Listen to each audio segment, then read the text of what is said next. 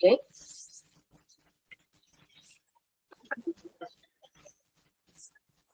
Assalamualaikum warahmatullahi wabarakatuh. Waalaikumsalam warahmatullahi wabarakatuh. Thank you for joining us online. Okay, so I think we can start the session. Okay. Bismillahirrahmanirrahim.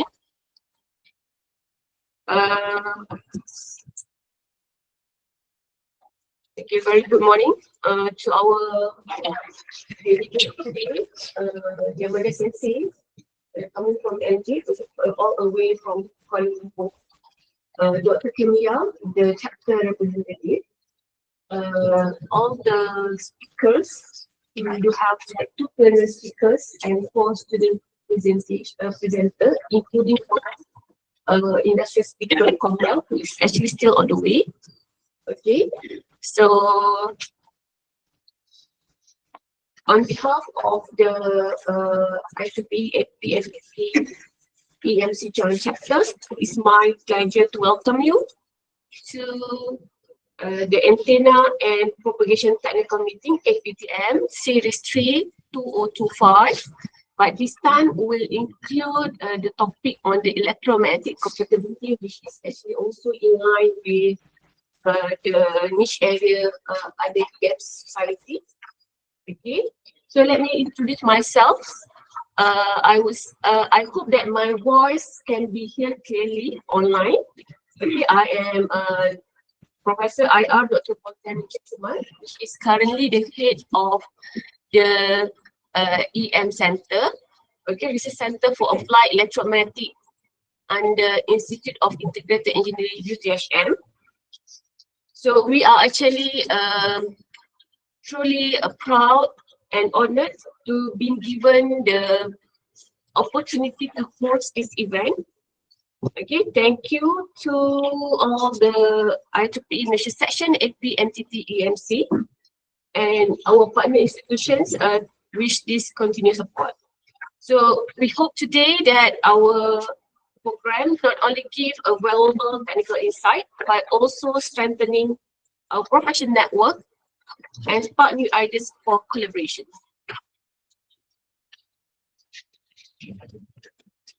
Okay, to begin our program, let us start with the recitations of Dua.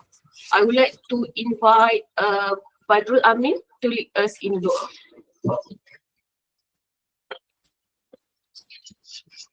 Auzubillahi minasyaitonirrajim. Bismillahirrahmanirrahim. Alhamdulillahirabbil alamin. Wassalatu wassalamu ala asyrafil anbiya'i wal mursalin ala alihi wa sahbihi.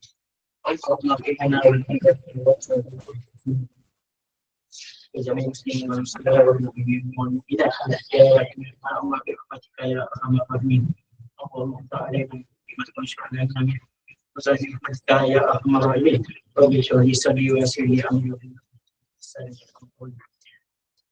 Ya Allah, offer for us the doors of wisdom, spread upon us your mercy, ease our affairs, and let this gathering of ours. Rabbana atina fid dunya hasanah wa fil akhirati hasanah wa qina adzabannar.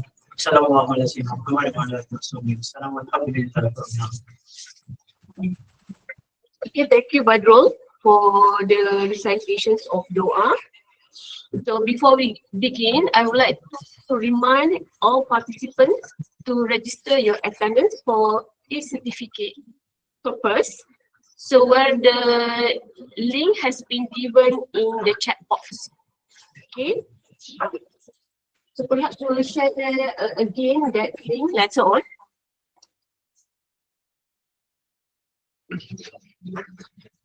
So we are grateful today because we actually have the opportunity to listen to the sharing sessions by 2 plenary speakers, which is the first one is Associate Professor Dr. Shafa Zahira Safwan from UTHM. The second one is actually Professor Dr. Muhammad Ramli Kamaruddin, also from UTHM.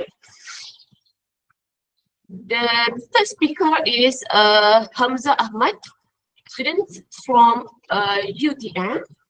I believe that he will joining the session online today. The next student presenter is actually Muhammad Shazlan Abdul Qadir from UTHR. The next one we do have Najla Ilyana Abdul Majid from UTM.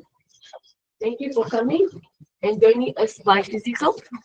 And we also have like invited speaker, Dr. Nur Shafiqa Ishaq, who is actually currently associate with Comrade Technologies in Berhad.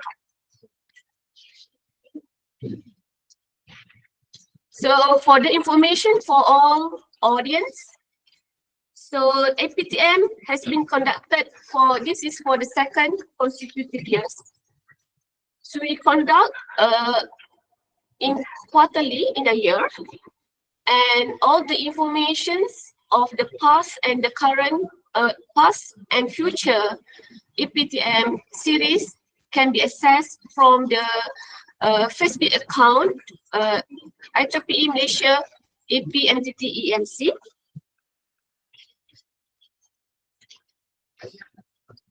And all the program actually has been recorded and uploaded in the YouTube, so for your reference. Okay, so we should start the session with photo session, basically. So therefore, we would like to invite all online presenters to turn on your video, so we'll capture by screenshot, and physical participants, you can just remain in the seat, but looking into the back of the hall, which is Mr. Azwadi will arrange the photo session with the physical audience. Yes.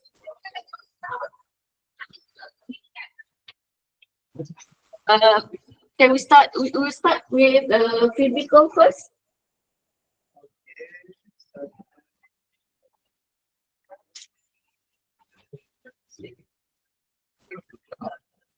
Okay, next,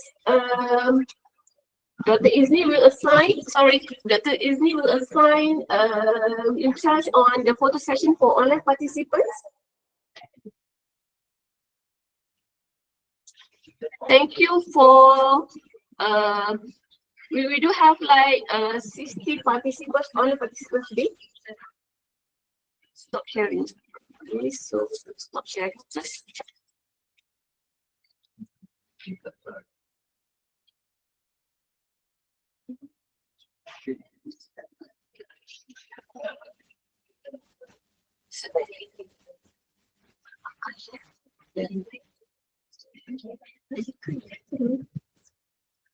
Alright.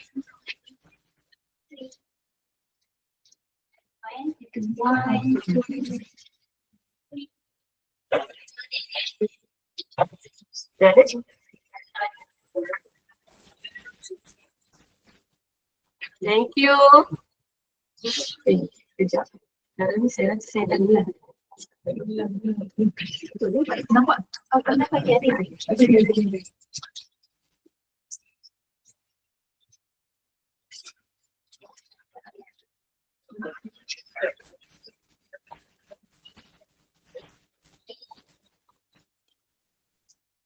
Okay, thank you for participating in the photo session. So next is actually the slot for our first plenary speakers. Associate Professor Dr. Shafar Zakira Safwan will talk about a presentation titled Electromagnetic Compatibility EMC in Railway, Unseen but Essential.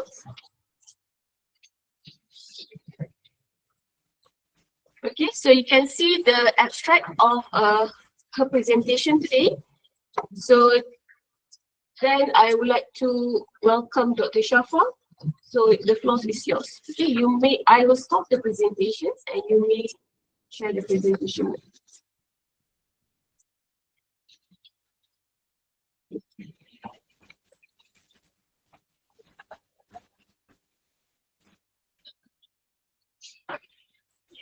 Okay, thank you for the Fazlan.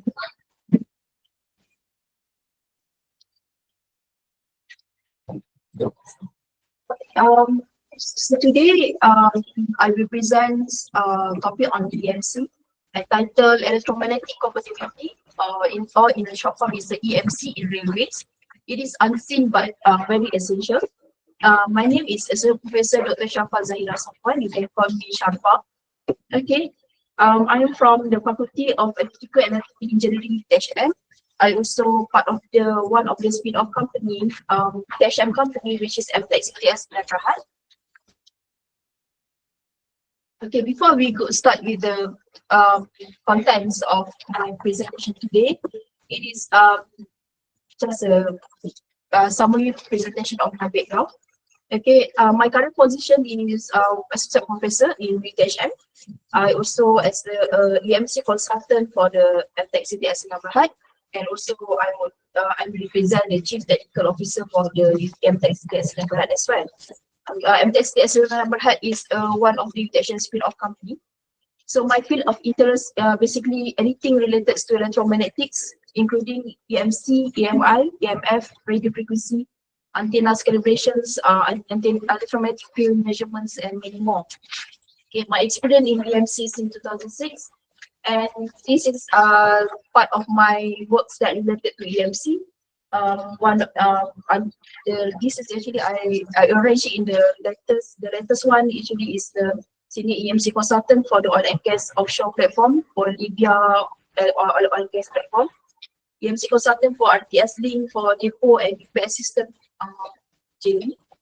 EMC consultant for tender development for Mutiara Line LRT-P9, LRT3 power system distribution under MRC BGK, but currently known as the SU LRT3.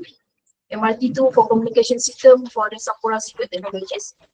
For the bombardier is focused on the EMC testing only. For MRT2 for signaling MI study. Lots of EMC MI study for the TNB, the Niaga National Berhad for the electrical power system.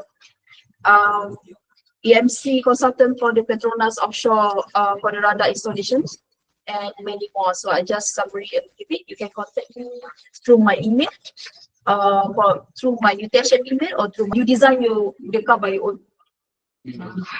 Okay, that one might be an issue. Okay, then that will be a very rare.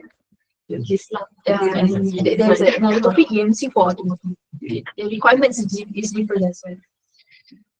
Okay, I think we have enough questions for our first plenary speakers. So with that, thank you, Associate Professor Dr. Shafa, for giving your talk.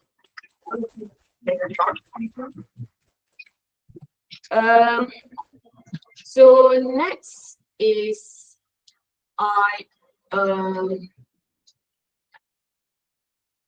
so before we go to the next presenter, so I need to give a promotional information on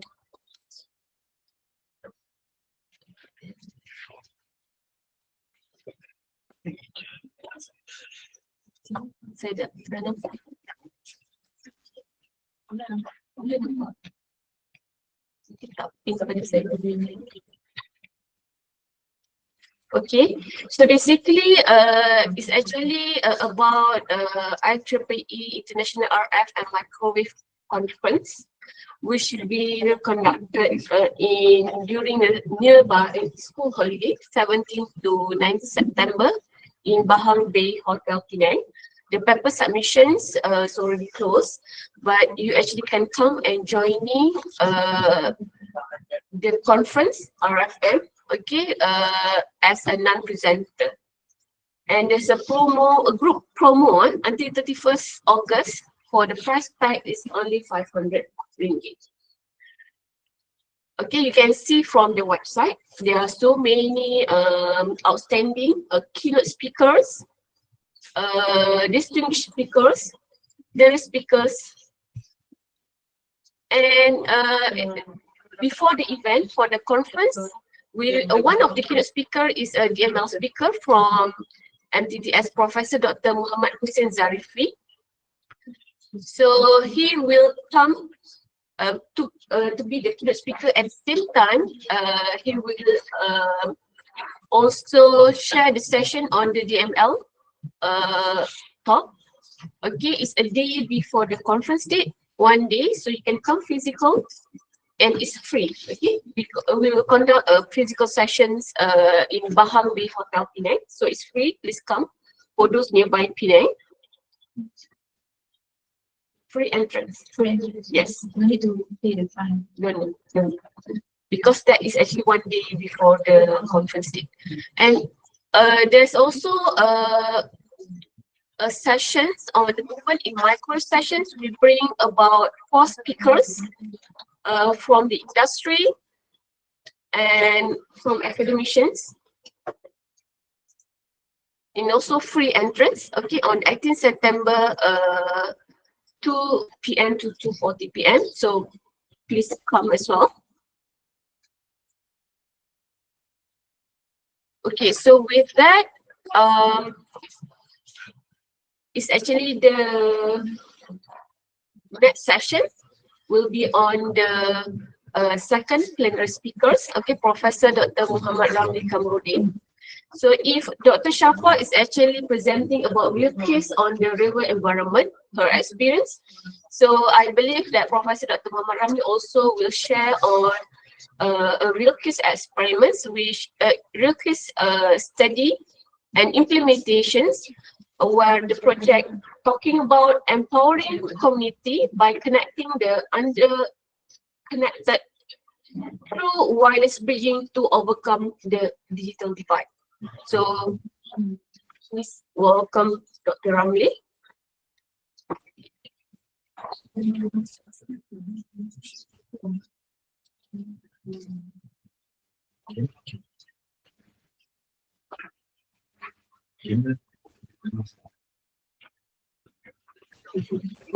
Mana Ramli nak kena pin?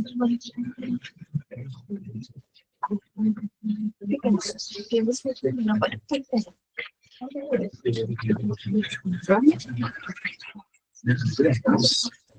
Macam ni. Ada yang ada. Boleh macam ni sound ni tak? Aku dah lain.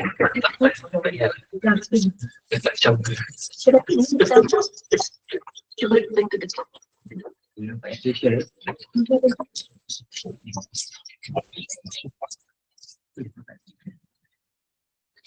Nampak pun siapa?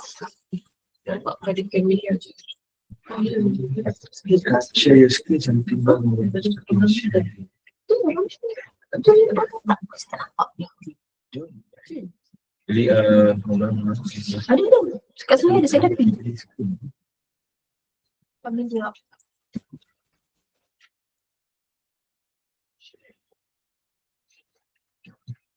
Kami dia.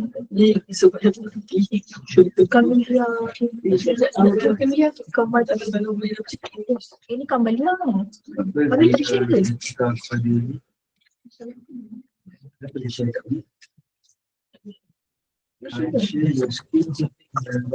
Okey, tu pin. Maksud dia. Ya browser dia tak boleh share.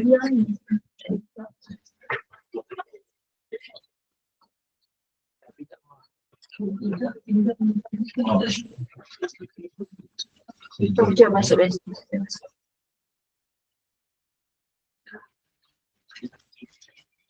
Share ni. Cuba share entire system. Buat interaksi. Cuba tak boleh dan sudah.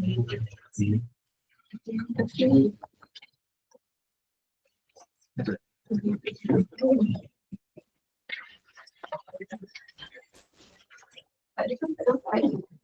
Share. Buat Itu siapa? kami dia. Kami dia. Tak ada masuk. Tak ada. Salam dulu.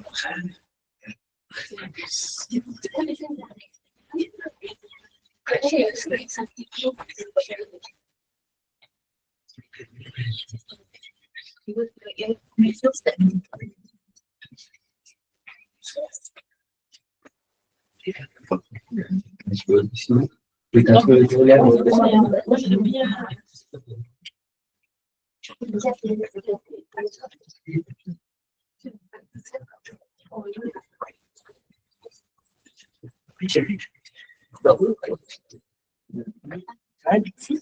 You thank you. Jadi everyone. Ada servis Okay, I think I'll go EMC. I know EMC. I thought EMC I can share. Buka dekat ni.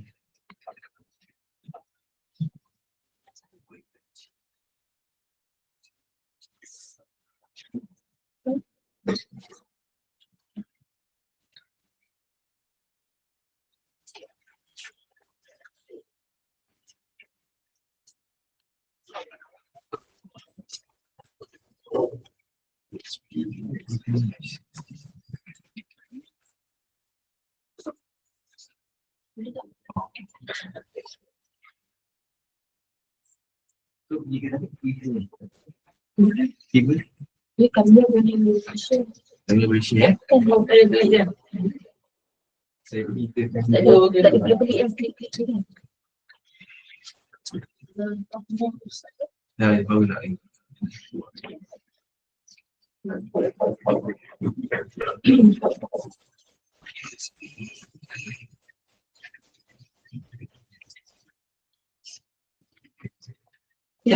Okay, we actually really apologize for a slight delay, so please bear with us for a moment.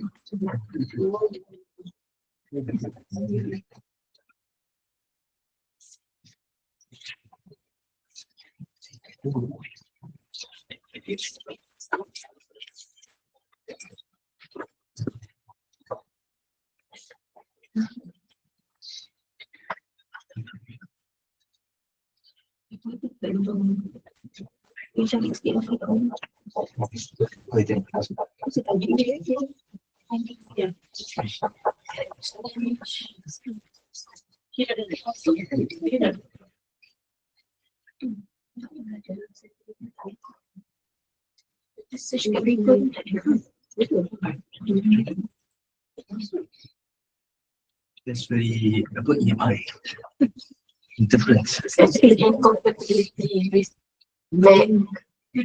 Ni kan baik. Correct. Dia kan baik. Oh. Biasa kat Apple punya ni.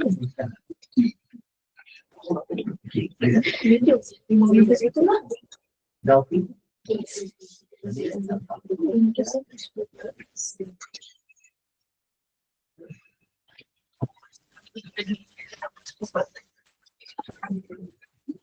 What's up? Okay. So change. Jauh tu nampak. Oh, this is video. Dah ya, nampak. Okay. So first of all, good morning everyone. Still morning. So I'm so honored to be sitting in front of my sensei. Thank you very much, Madam Sensei, for joining this session. Actually, this session inspired by him. Actually, he got whatever been practiced in Japan, so that's why we have it here in Malaysia. This is the fourth series, the third series. For this year, but we started last year. Thank you, Izni and Emilia and the rest. They are the anchor of this committee. And Mr. Wee, my old friends, thank you very much for coming. Are you coming from Uping? No, KL. Okay. Okay. So, and the rest. So today I would like to share, which is, I'm amazed with the presentation by our first speaker, Dr. Sharfah. So I try my best, at least to be at the par, hopefully. Anyway, congratulations, that's a very important speech. Dekat slide pun muka saya tu.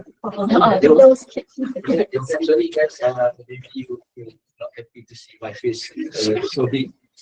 Anyway, that's me, Ramli Kamaluddin from UTHM. And then before I start further, let me go back to the title. Is empowering communities. Means that we need to, anyway, nowadays we have a lot of technologies, but then how we going to make sure everyone knows how to use the technology in a perfect way, or maybe in a correct way. For example, like digital literacy, for example, they know how to use the technologies.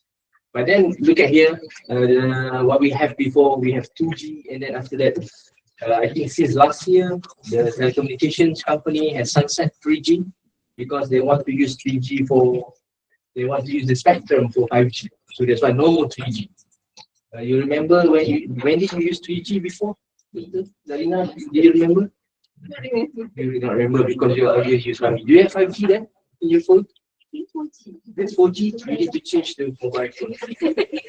And if you don't have 5G, change mobile phone, but then get EMC or identified. Okay. So now we are in year 2023. Alhamdulillah, so far we have 5G phones. Now very cheap, 500 or less than 500, we can get 5G phones. So no worries, like Yamada Sensei mentioned about we can use mobile phone inside the car. Nothing we have to worry. I'm not sure about electric car. That's a normal car. How about the electric car? Maybe you need to have more studies on the electric car because EMI or EMC may be so maybe prominent in electric car. Maybe. And then look at the world. We have a 5G. 51% of the world have 5G nowadays. And then in Malaysia, Alhamdulillah, due to the Jendela initiative, okay, you know Jendela, right? Under DNB, Digital National Berhad, okay, under MCMC. So we have 4G LTE almost 95 or 98% in a populated area. Means that some populations, not all, not every places, not every locations. For example, like if you go to Sabah, mentioned by Dr. Sharfah, then there are some villages, maybe less than 100 families or 50 families. They may not be able to access to the internet due to the lack of the infrastructure. Because of, in order to put cabling or towers there, it may take, not just efforts, but the telecom company may have to spend a lot, just to get the 50 families. Maybe in terms of return of investment, maybe not so good. That is why something like that. But as a human, as a people who are dealing with societies and communities, this is very important. We cannot let them left behind. Okay, so look at the low income countries. 4G, no, not yet 5G, but that's why I suggest you to change, because we are Malaysia. Malaysia is upper middle income, not Japan. Having Japan high income. So Japan 5G is 84%, but here we still not that far. We start 50 to 65%. So that's so good. Especially maybe in Kuala Lumpur, no issues.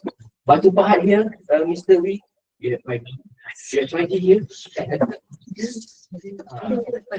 So you can share if the first 5G university in Malaysia. Can I claim that? Maybe just for today. Okay. All right. See the rest. Look at the Africa country. In the rural, they also have 4G. So we are not African. So you have to change your phone again. All right. So the source I got it from the ITU. Okay. So this is what in Malaysia. Look at here, 4G, 5G. Not in this particular area. Some of the area in the peninsular Malaysia also they don't have. So this is what we call opportunity.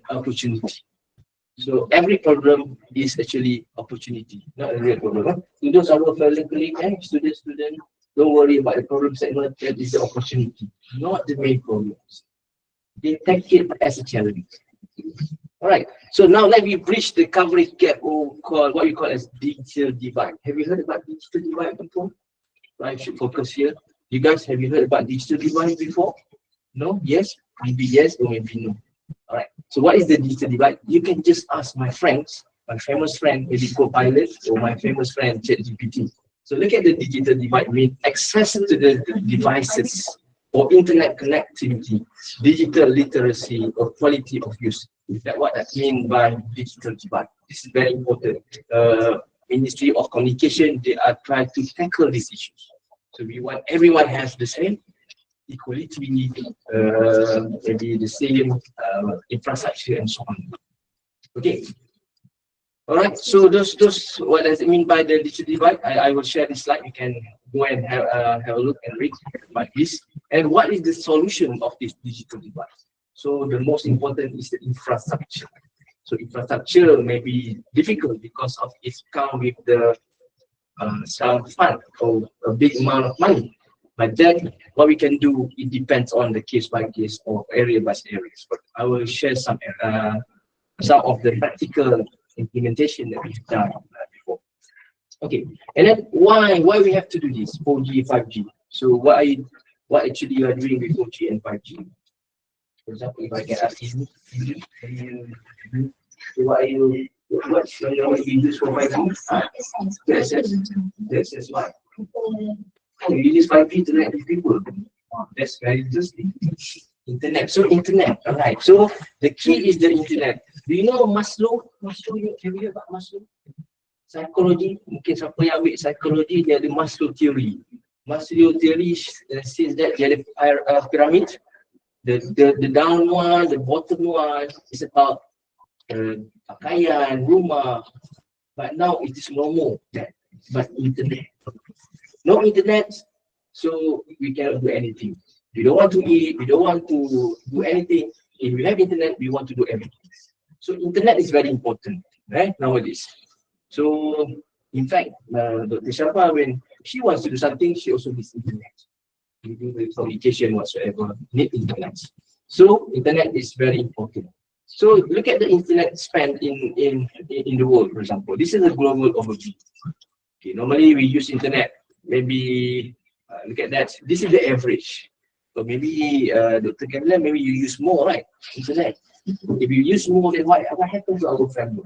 Maybe how about you? You are students, still bachelor. I mean, bachelor means tak kahwin. Oh, you said bachelor degree. Oh, okay. So that's the confusion. Bachelor degree. Oh, okay, so you have more time for what? For internet or for yourself? So see, but we still need internet not just for other things like that, because we can also use internet for many good things. For example, you can read online Al-Quran, right? Then you can get more information about other things as well. So internet is very important. But then look at the internet use in Malaysia. This is small. Can you see? No, yes, you cannot see. But the source is from the East Malaysia. So we can see the trend of using the internet increasing, especially when we have 5G. Do you know? Okay, for example, we use internet for mobile transaction. Look at Malaysia mobile payment transactions stood at 25.1 million, involving the amount of 75.8 billion for the first quarter of 2019. This is before COVID. What happened after COVID? It's used up.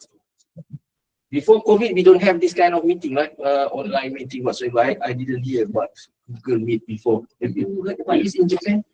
Yamada Sensei? Google View or Google or in Japan before? Google Meeting. No. Yeah, not so frequent or no. Maybe Skype. Have you heard about Skype before? Yeah, maybe you use Skype, but it's not so. Nowadays, mobile phone, WhatsApp also you can use Google, meeting with sharing, right? Sharing and so on. So look at how tremendously the technology improved. Okay, this is before COVID. Now, what happened now? Again, it's maybe double or triple this. Okay, this is in Malaysia, right? But then look at the digitalization of finance.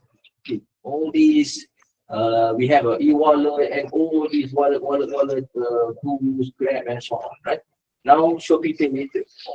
Shopee Is it should be pay later? That's very interesting and very dangerous too, because we cannot control it.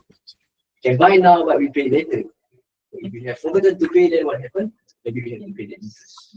Okay, so that's how the business. Betul tak, Mr. Wee? Nowadays. So can we buy your equipment pay later? That's what I want to know too. Okay. Alright, so look at this one. This is the general, the increase the 4G coverage and so on. 3G has been sunset, semua tahu 3G been sunset. Because 3G, the data rate is very small. 1 meg, 2 meg, 3 meg. We don't use that. Normally we use like 4G, 5G, 100 megabit per second or 1 gig per second. So we don't use the 1 gig per second. Similarly, when we have this what we call digital TV, we don't bother to go to look at the analog TV anymore. So okay, we are advanced nowadays. We don't want to go back. Okay. So look at this one.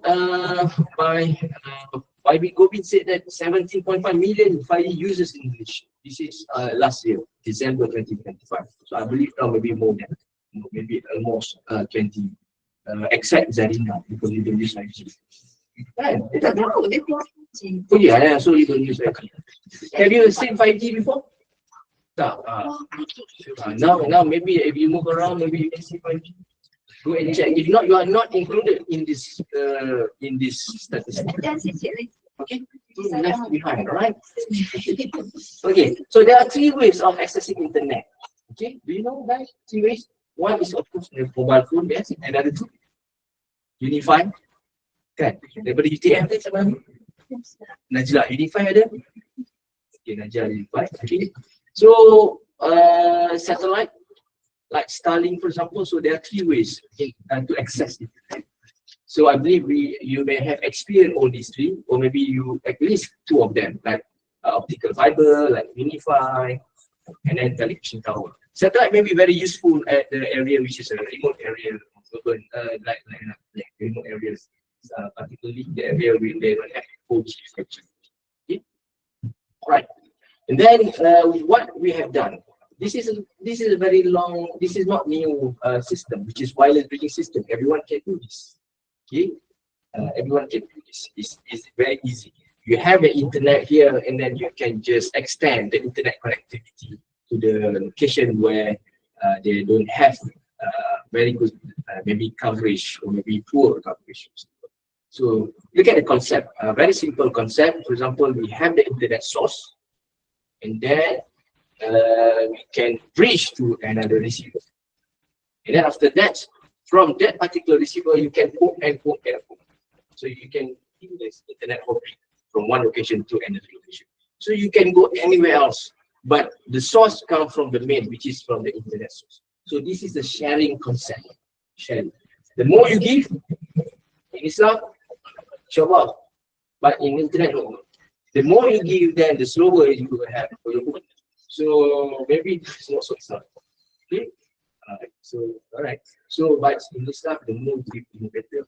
The more you give, the more you get. Right. For internet, the more you give, very slow. But then it depends. If the location really needs your contribution, so what you have is the satisfaction. You feel happy because you can assist people. This is different. So this is the concept. So let me bring you this concept how we do this in one of the example of the practicality in Kuala Panjang. You know Kuala Panjang? Where is it? There's no money there. Wow, that's very far. Aku dari Negeri Sembilan. Negeri Sembilan. And you want to say from Japan also, that's so far. Hey, where are you from? Feeling so far. Negeri Sembilan, no one inside, ni dalamnya ada Negeri Sembilan. Alright, okay, good, very good. I'm not sure ada dekat aku tak nampak sana. Okay, so Kuala Panjang is border Negeri Sembilan and Selangor. Kuala Panjang. Although Selangor Negeri Sembilan, they have a very good infrastructures, but at that particular location, the internet coverage is 4G coverage is very good. And then so what we can do now? Look at the I go back. The PKB is where the internet source comes from, and then we want to have the internet here. That's location 5. Location 5 is the most. However, in between PKD and location 5, there is a hill, small hill. So what we can do then? So instead of going like that, we because obviously that is the PKD, the very high trees, like 30-meter trees and also 20-meter here. So in altogether 70 meters, 50 meters, then we need a very high pole. Maybe 70 poles and then maybe 100 poles. That's crazy. This is a village. If you want to install this pole, you need a very huge roads. I cannot remember names, but then you will damage all the roads, all the streets. So you will be maybe kecam by all netizens because you do this. So I don't want to be kecam. Kecam is what is kecam in English? And I don't want to be bashed by netizens, by those people who don't understand this concept. But I want to do nicely because I want to show that British and can do this very nice and very proper. So we do some study, and then after that we come up with the sum of the solution. That's the height of the pole. And then we use drone to check the tree's height. And then we don't want to go to that directions. We go to another direction, which is go to 1 kilometer away from the PKD. And then from that, we return that to classify. So it means that this is what we call relay. So when you introduce relay, no one before this introduced relay because they just have point to point or point to multi. That's very common in communications. Are you guys from communication? Okay. That's very, very common. But then, which is not common, they use relay. We use relay, which is we can retransmit from that location to another location. So by practical, then you can poke anywhere else, as long as line of sight. So what happens if the medium in between not so good? What will be influenced is the beat. I mean the speed only. But where is the internet come from? Still from the main source, which is PKD. So no matter PKD in pinning, but you can hook until Perak. No worries. But still from your office, for example. Okay. So we do this hopping. We introduce relay in this concept. It's very simple how to do relay. Actually, you have router in your house, right? When you have Unify, then you have router. So make your router as a relay. Because router you have another ports at the back, right? 1, 2, 3 ports. Take one of them, make it router as the relay, and then you retransmit to another house, to your student's house. So when you pay Unify, you share with them. Okay, that's the things. I'm not sure Unify happy or not. So don't share this. Alright? Okay. Okay, then from this location 5, we go to another location like 7 whatsoever 3-4 kilometers away from that. Okay, so they managed to get it. But this is the POC, not the real one. After 3 months, we have to get it done. Everything need to be clean again. I mean, take away and so on. But okay, that's that.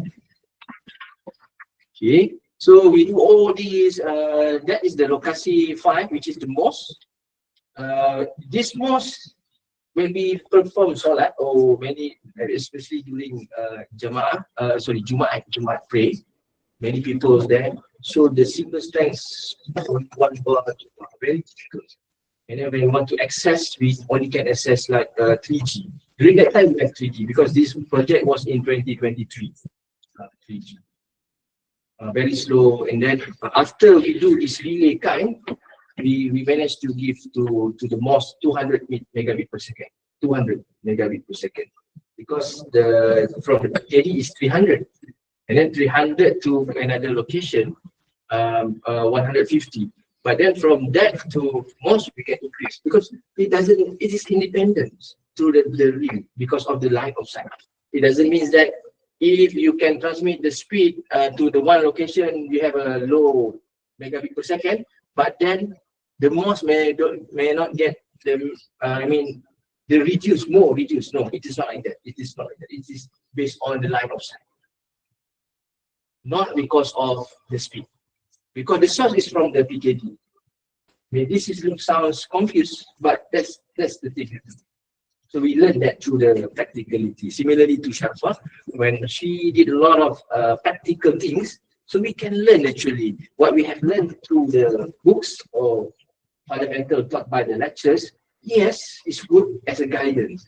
But then when you come out to the real practical, oh, you have to do some innovation, you have to think further because it's not the same one. You need to learn more and more. So this is it. So, okay. So that's why very important if you can bring those matters to practical implementation so that you can learn more and more. Because different environment, different scenario, and different challenge. Okay, look at here. After this, we do this. I think you go to Hafiz Tariq, right? So this is Professor Tariq, and this is Datuk Tengku. He's now president of Academy Science Malaysia. All right. And then we have Wan Hazami, the CEO of Academy Science Malaysia, and this guy is I think 20 years ago, Yamada Sensei, this guy is called Bapa Internet of Malaysia, Father Internet of Malaysia, Dr. I cannot remember, maybe Dr. Abdullah. So I have to brief to them first, and then after that I have to brief to KSU. This is KSU of Mufti during that time, already retired, and then he's the like KSU too, but for Sabah, and then some of the Sabah Nets people also came during this engagement with them. We did some data collection, and we can see nowadays the utilizations of the PKD internet increase. You can see the increment in gigabits data increase from maybe before not so manageable, but now increase to 800 something like that. You know, because of people don't have to go to PKD, but they can go somewhere of the location nearby that we have this Wi-Fi. For example, they can go there because sometimes to go to PKD it may take 1 kilometer, 2 kilometers away. So during heavy rain whatsoever, maybe not so convenient, right? So those are some of the applications that we track what they are using. Most of them use Google, maybe like Facebook, whatsoever, TikTok, and so on. So some of them can use this for online business or online meeting, or maybe online dating. Right? You guys maybe knows better than me because I'm already married, so I can find it. All right. Okay. So the current project, this is very important. The current project, which is in Sabah. Also like mentioned by Sharfah, Sabah has a lot of opportunity. Those from Sabah here, maybe I cannot see the people kat dalam ni terbaik.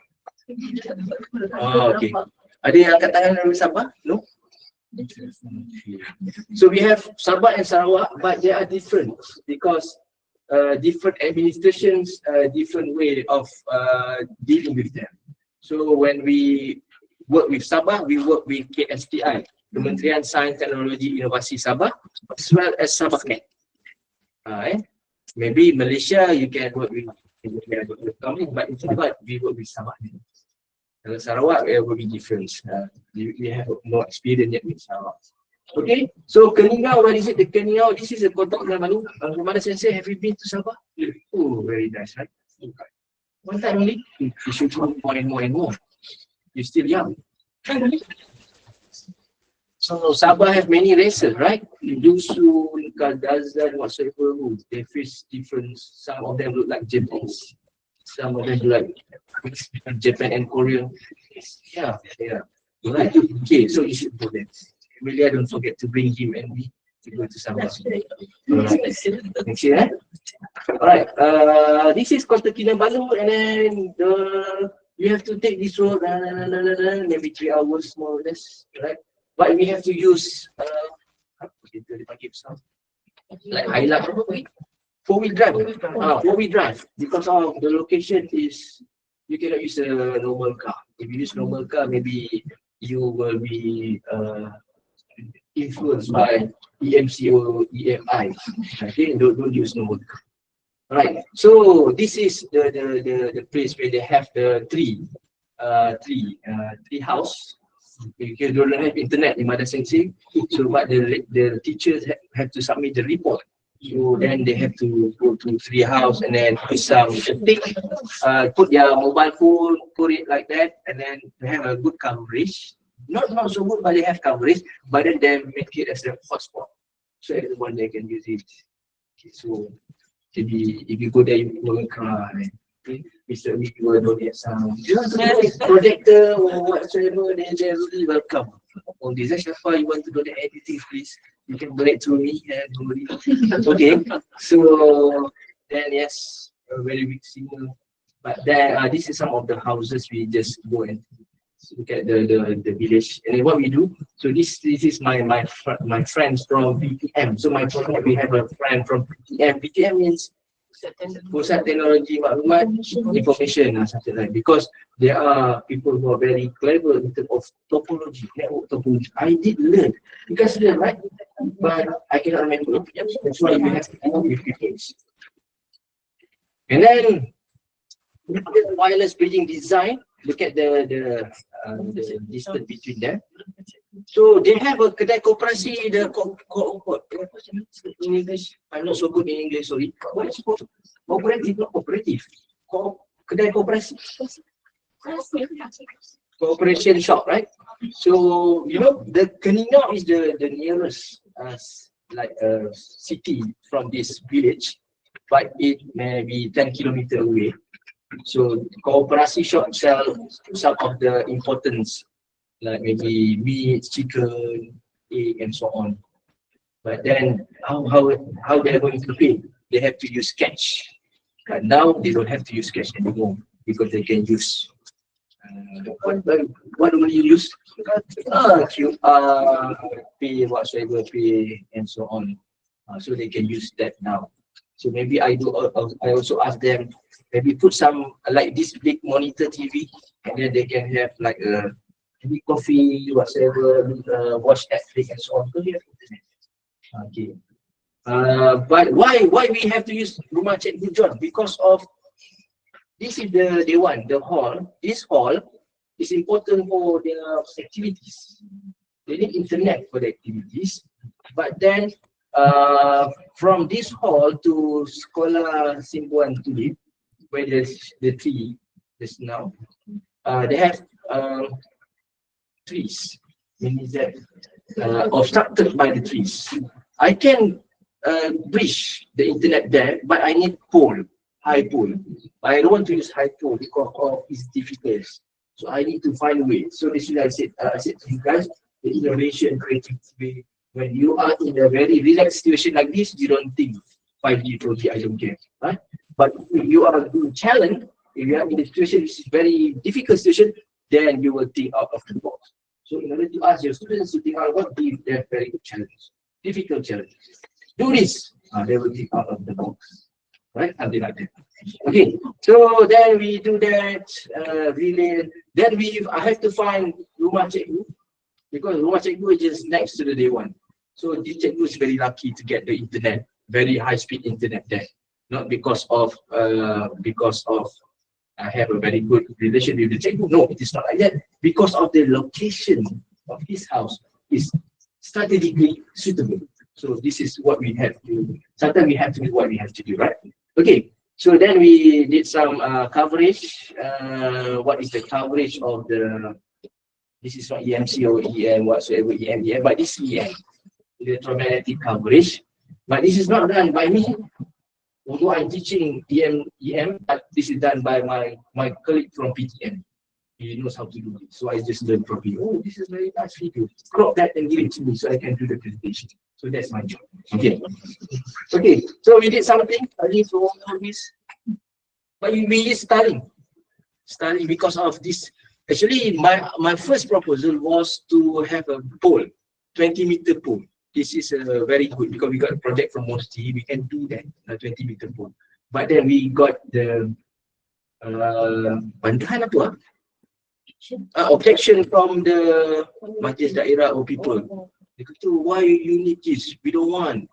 This is not the people of that kampung, but people of a different kampung, which is close to the PKD, 7 kilometers away. That is where we can get the internet from.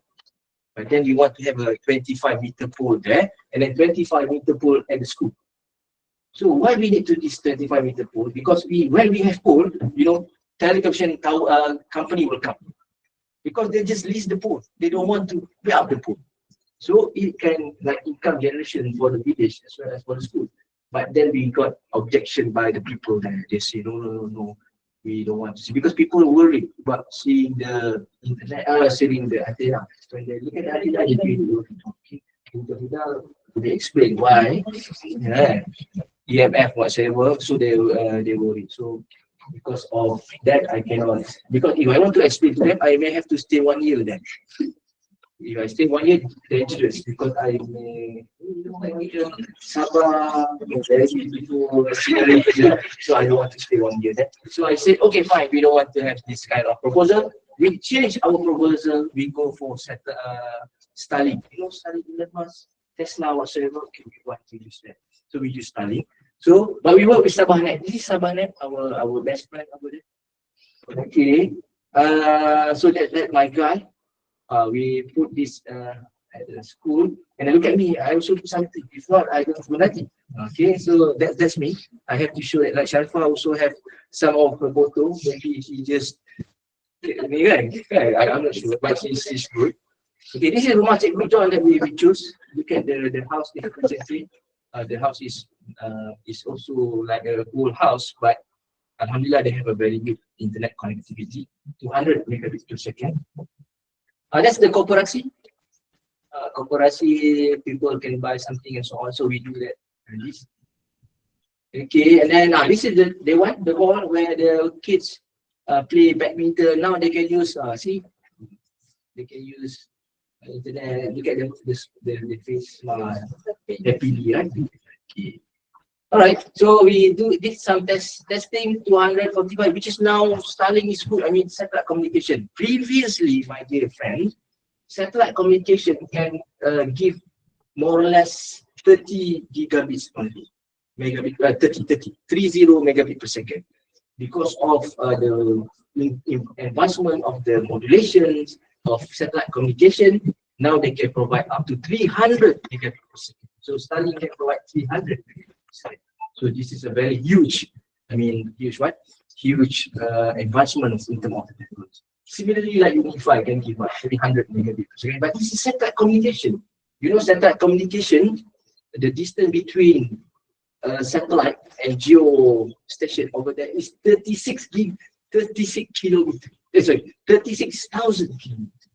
So very far distance, but we can have 300 megabit per second. So, Probably you have 1 minute. 1 minute, okay, don't worry. So I just give the photo. This guy is the CEO of the Sabahnet. Oh, this is due to the technical error just now. You include the time? You are so. Okay, but anyway, don't worry. Yeah, almost finished. So, alhamdulillah, this project has been launched by YB Musti. Okay. YB Musti. YBM, the minister of Musti. Okay, this is the corporation. Alhamdulillah. This is Cikgu John. We got the lucky guy. And then this is the one. Look at the teacher. Hi, teacher. Okay, that's me and Rose and Michael. So that's me, and in front of me is the YBMC. Right. Okay. So some of the in the newspaper and so on. So the conclusion. So this is to provide the internet connectivity, because so that people can utilize on that. For example, if they don't have 5G, so they have to go to have 5G after this. Okay, don't forget that. And then reduce the digital divide. Right. When we have the internet, we can expose ourselves to internet connectivity. We can do many things like entrepreneurship, whatsoever things and so on. That will boost up the economy and social as well. And then we can create job opportunities. All right, with that, thank you very much. I open to the floor any questions. Okay, and thank you, Dr. Ram, for the panel talk. But before that, is there any questions from the Mr. Yuyu? Are you? Yes, thank you. I have the question. In Indonesia, we have the 3 consortium, for the BTS. Huawei, ZTE, and Faberhome. In Malaysia, where are they from? And how many BTS in Malaysia to cover all the place in the Malaysia? Thank you. Mr. Yu, can you repeat your questions? Yeah, Okay. your question. Yeah. Okay, thank you. In Indonesia, we have the 3 consortium for the building BTS, BTS. Yeah. They are Huawei, ZTE, and Faberhome. In Malaysia, where are they from? And how many BTS are there in Malaysia? Wahyu, thank you very much for the questions. Maybe you asked about the telco topology or infrastructure. So here we have Celcom, we have Maxis, they have their own base stations, or mobile stations switching. But here, this is the wireless project. This is not the same as telco. This is something that we use. For example, we can use MikroTik, and then we can do the configuration of MikroTik to configure that as a bridge or access point. And then we also can buy off the shelf, for example, like maybe Ubiquiti or TP-Link, bridge, some others wireless devices as well. So this is done, but anyway, we follow whatever being the standard by MCMC. MCMC is the regulatory body in Malaysia. For example, like if you want to have wireless bridging emission, how much is the power, or EIRP, isotropic power, radiation power, that we have to abide by. So that's not the same as that's between telecommunication and company and ISP. Is that okay? Okay, thank you. All right. So any other questions from physical online? So okay, maybe one question for me, because I think that you have implement wireless switching in several places, and so it must be some that now will be like the funding you need to is quite huge, right? So perhaps you have to get some funding from the government and so on, and maybe you can share next where you want to go, because you have been to Kuala Panjang, Sabah. Is there kind of like any potential funding out there? And what is your next case? Because I do believe that you have like a statistics where the internet coverage is not that good around the place. Yes. Thank you, Professor Fozani. So where we want to go after this, we want to go to Japan. Yeah, Mother Sensei. Okay, I'm joking. So, in Malaysia, we have 2,000 sites which still need assistance in terms of providing internet connectivities, because Jendela cannot go all these 200 sites, and then some of them cannot go because it depends on many factors. But then we are from universities, not just my group, or anyone else who can offer this can go, because 2,000 sites is difficult to cater by only one group. So we have to work together. We have to work with some of other, like Sabahnet, and also maybe in Sarawak, different company, so we can go. Sabahnet also, to my knowledge, they also have identified some of the location which really need this kind of technologies. But then the challenge is the fund, yeah. But then because of the fund is the challenge is fine. It doesn't stop us, because of we still have to work hard to find the fund. So that's why we work with Academy Science Malaysia, so that we can get assistance from them. So they are actually promoting this to chief ministers of Malaysia. Like when they have a meeting with chief ministers, and then they mention about this. When they have a meeting with member of parliament, they also mention about these things. So if I have this later on, so if the location is so many, I will get many teams to join on board, because this is not just for this group. This is about the people where we want to have this digital divide perspectives. Okay. So, After the starting, visiting to the Pajang, Uh-huh. who will do the maintenance? oh, that's very good questions. Okay, regarding the maintenance, for example, if we buy the, for example, like in Sabah, we have 3 years, 3 years project with Sabah. Now already finished first part. Another part is we will go and extend from day one to the church. They have a church there and then some kindergarten next to the church. So we're going to do that next. But that kind of thing, we will propose our own product, our own configuration, which is we use microtics and we design our own antenna and so on. This is the phase now. Okay. But then we offer all these maintenance to those who we bought from off the shelf, for example, maybe like TPA wire. So we will buy with the guarantee, I mean warranty, extended warranty, maybe three years, for example. But then because we work with Sabanet, so we have this kind of agreement between Sabanet also can go there and see, have a look if they can tackle that for me, for us. If not, we will come sometimes because it's also not, because of the logistics, it's also not easy for us to do that frequently. Okay, so with that, I think we are slightly 5 minutes behind the schedule. So thank you, Professor Ramli, for a very inspiring session. So now we'll move next to research presentation from Hamza Ahmad, University Technology Malaysia.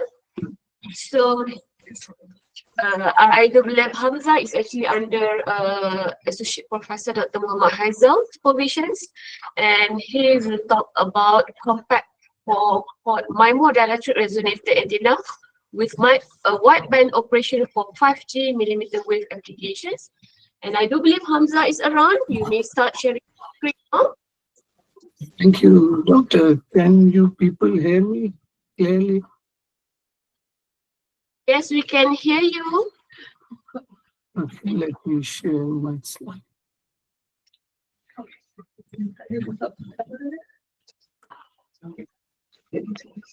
So are my slides visible? No, You can see my slides? not yet. Oh, tadi is not the slide.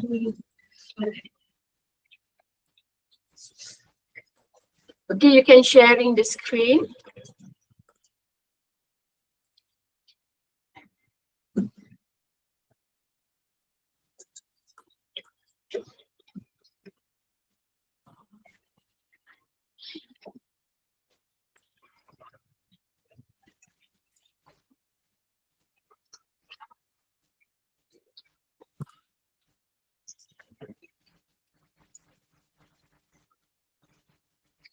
So can you see my slides now? Yes. Yes. Okay, so Mm. then please proceed with the Right. Bismillah ar-Rahman ar-Rahim. So I'm Hamza Ahmad and I'm associated with the Wireless Communication Center, University of Technology, Malaysia. And I'm working under the supervision of Dr. Muhammad Hasan Jamaluddin. So the design that I'm going to present today is based on a compact 4-port MIMO dielectric resonator antenna with wideband operation for 5G millimeter wave applications. This is the outline of my presentation, and we are going to discuss each section one by one. So basically, 5G is the 5th generation of wireless technology for cellular networks.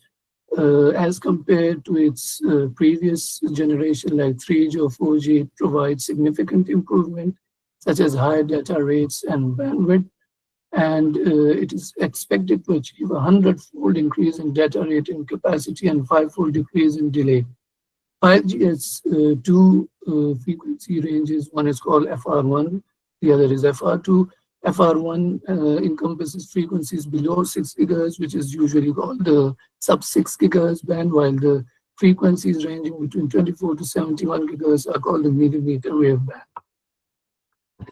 So the demand for exceedingly higher data rates and bandwidth has shifted focus towards the millimeter wave spectrum, and specifically the 26 gigahertz and the 28 gigahertz bands are being widely adopted by several countries, including Malaysia, for localized networks.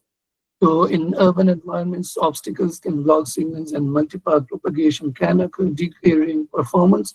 And for this, we need advanced antenna design to address the challenges and requirements at high frequencies. So to meet the requirements of 5G, we have these multiple input, multiple output, commonly known as MIMO antennas. So in a MIMO antenna, multiple antennas are mounted on a common ground plane. This reduces multipath fading, increases channel capacity, and improves link reliability. However, the problem of mounting several antennas on a single ground plane and putting them closer together increases the mutual coupling between the radiators. So to cater the mutual coupling is a challenge. For this reason, various printed antennas with different decoupling mechanisms have been reported. Recent trends are towards the DRA-based MIMO antennas. So basically, a dielectric resonator antenna is made of a ceramic rod mounted on a ground plane, and because of the dielectric, they do not suffer from conductor loss as for printed antennas at higher frequencies. They have high radiation efficiency. The different shapes are available, and they can be excited by different simple feeding techniques. Now, the proposed MIMO DRA consists of 4 hexagonal DRAs, and each DRA is excited by a rectangular slot, which is fed by a microstrip lined on the back side of the substrate. Now, square-shaped slots are incorporated in the center of the hexagonal DRAs to improve the bandwidth, while the defective ground structure in the center and the metallic strips attached to the side walls improve the isolation or decrease the mutual coupling between the DRAs. This is the top view, and the bottom figure is a side view of a single DRA. All the parameters are shown here clearly. The hexagonal DRA is basically derived from the rectangular DRA, where we have incorporated triangles on each side of the rectangular DRA and then remove those triangles, which results in a hexagonal shape. And for improving the bandwidth, rectangular or a square notch, because the length of the sides are equal, so it's a square notch. So the square notch improves the bandwidth. For the defective ground structure, we've chosen the hexagonal shape, and adding this hexagonal defective ground structure with its rotated version results in the proposed defective ground structure.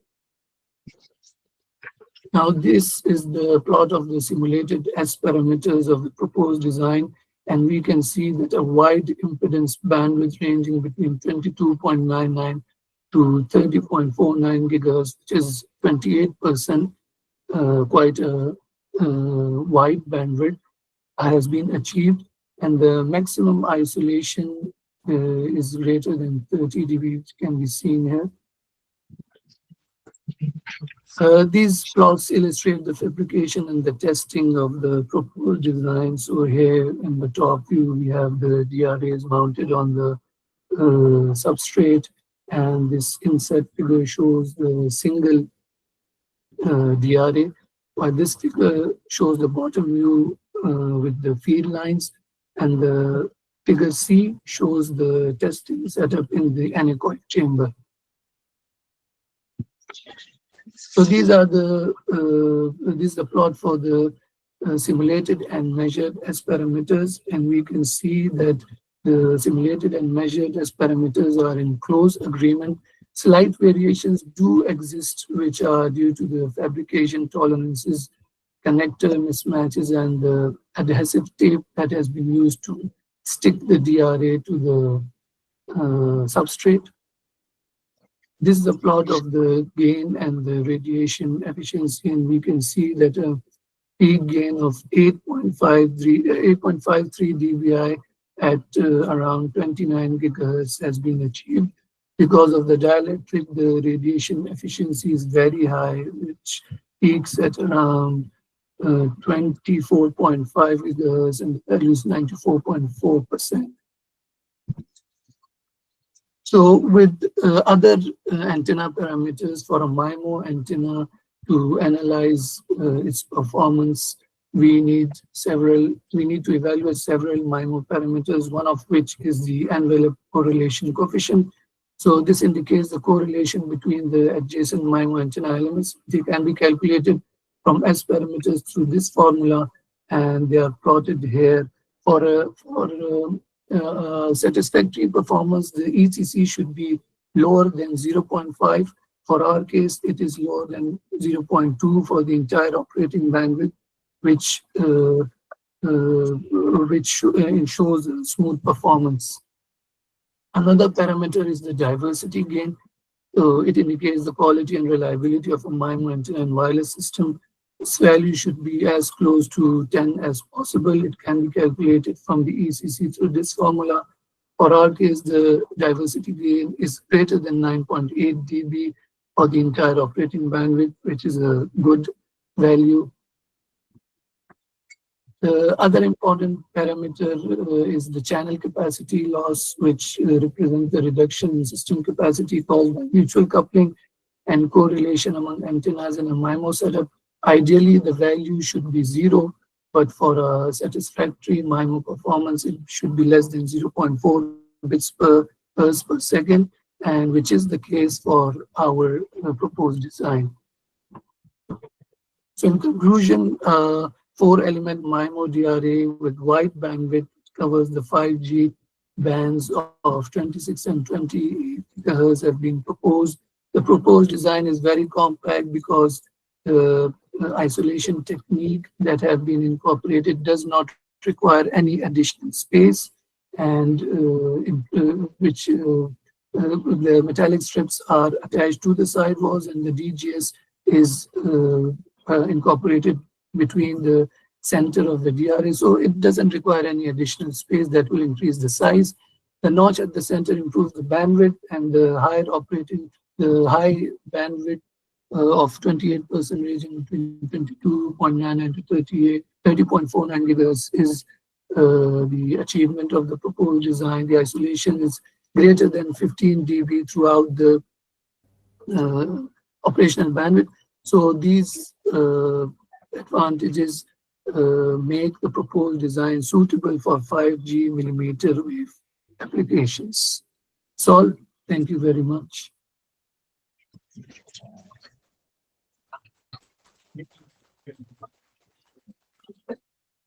That's all for the presentations. Any questions from the floor? Yeah, I have the question. Okay, please proceed. Yeah. Thank you, Pak Hamzah. Thank you. Assalamualaikum. Yeah, I have the question.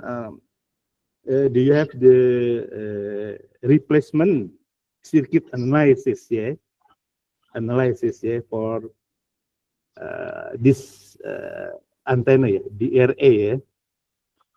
Like the yes. Do you have the analysis for the analysis for what? The replacement circuit made, like the DR, yeah. DR is have the replacement circuits, yeah. Do you have the? Sorry, can I you didn't explain get your question? Yeah. Okay. Do you have the replacement circuit for your antenna and DR? You mean the equivalent circuit? Like a DR have the I know that the DR have the analysis R, L, and C. Yeah? Okay. I don't have that equivalent circuit now for my design, but yes, for a DRA, there are models that can be used to represent a dielectric resonator antenna through inductors and capacitors. What's the software your simulation, CST or FSS? CST. CST. It is the DR have the component in CST, yes? DR. Is the CST have the library for the DR in the CST? Right, so I got your question. So in CST, you can take a simple like block, rectangle, or any shape, and then you can modify its parameters. Like you can, for my case, the permittivity of the dielectric is 10. So you can just put in the permittivity and other variables, and it will reflect that dielectric. You don't have any specific like component such as DRA in CST, but you can use any shape and then change its, the values of its parameters, like permittivity, permeability, etc. So you by trial and error for the placement for the DR in your simulation, yeah? No, trial and error for DRA, I didn't do that.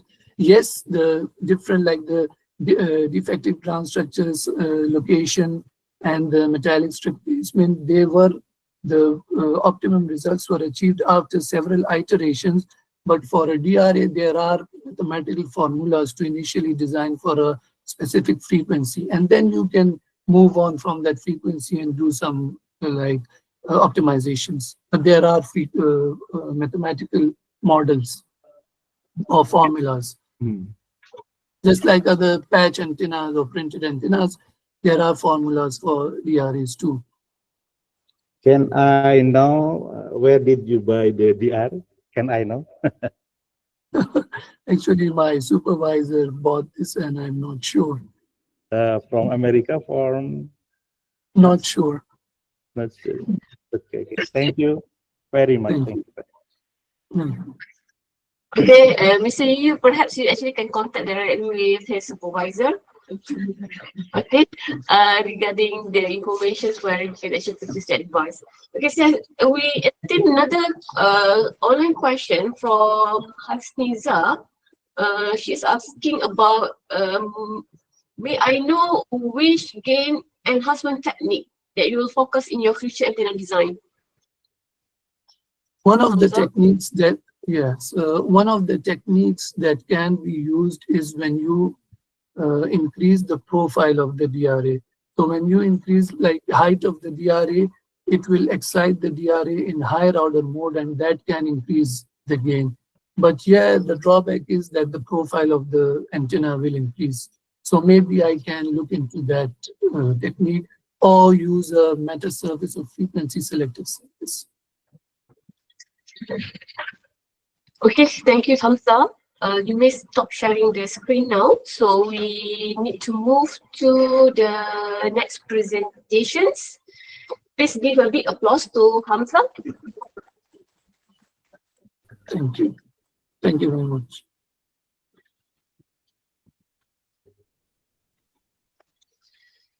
So next, we move to another student presentations, Muhammad Sabzilan Abdul Qadir from University Tun Hussein of Malaysia. So he is under supervision of Associate Professor Dr. Siti Zarina Moji.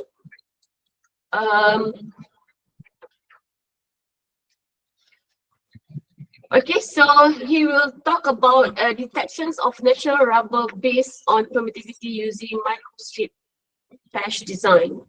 So with that, the floor is yours.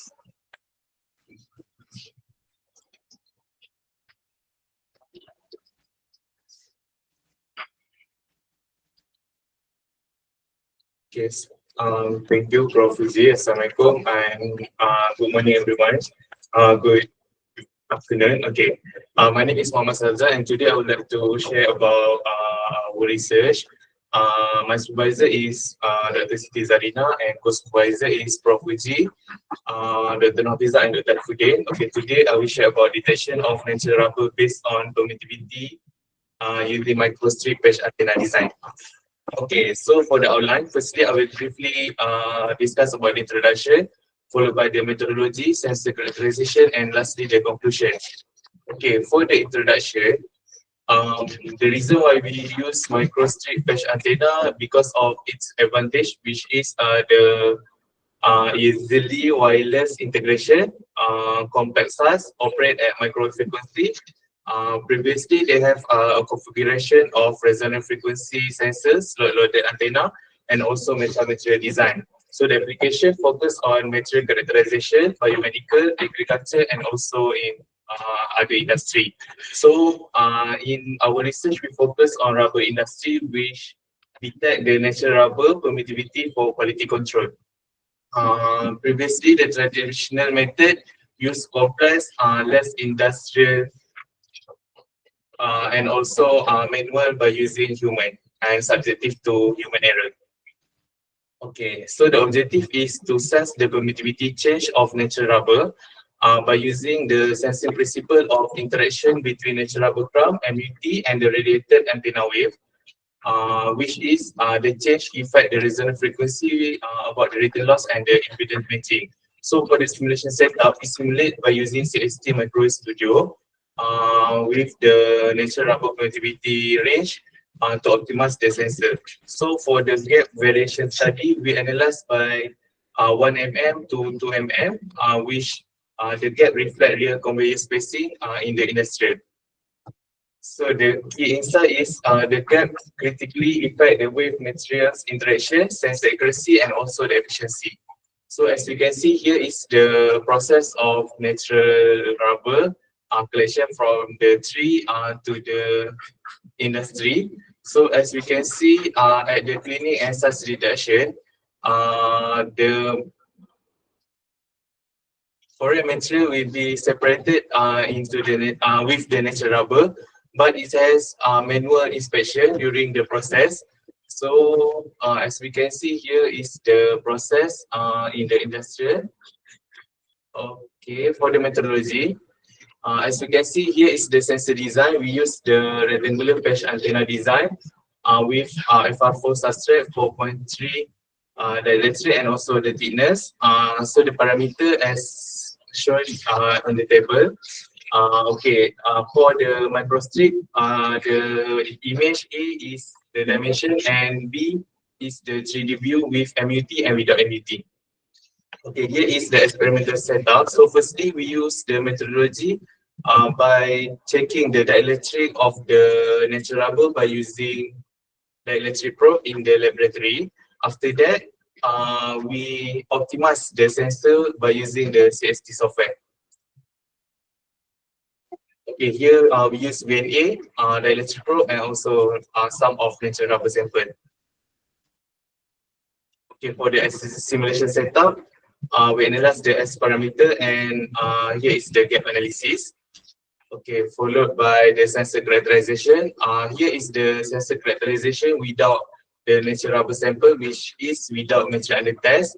So we analyze the frequency as shown in the figure, which is 3 GHz to 7 GHz, but the resonant frequency at 5 GHz with different gap analysis, which is 1 mm, 1.5 mm, and 2 mm.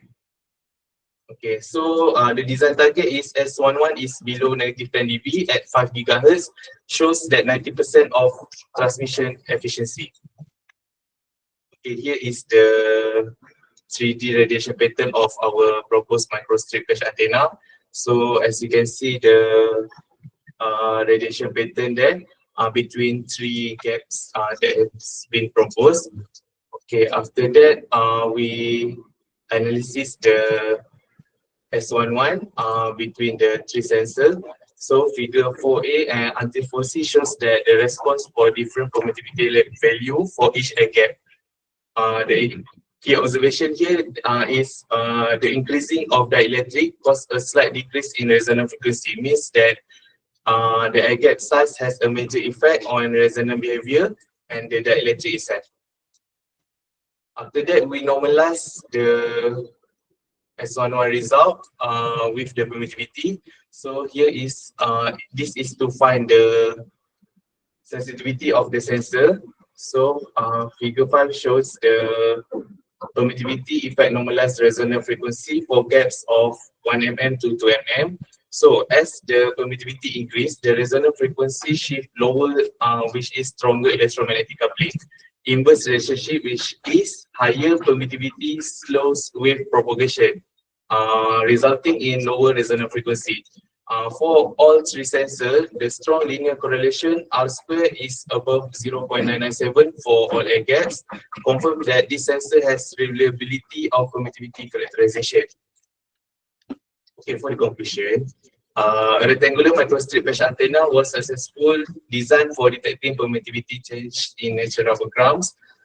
The sensor performance is strongly influenced by gap size, the electric properties, and electromagnetic coupling effect with measured at the test. Key performance parameters include resonant frequency, Q factor, return loss, and effective permittivity. 2 mm configurations shows that the highest sensitivity and optimal sensing performance. And lastly is the optimized sensor offers simple, accurate, and relevant solution for industrial electric sensor application. Okay, thank you, Suzanne, for the presentation. Any questions from the audience?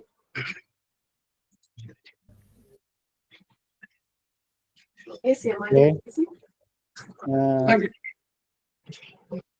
How your thank you for time, and I have the question how to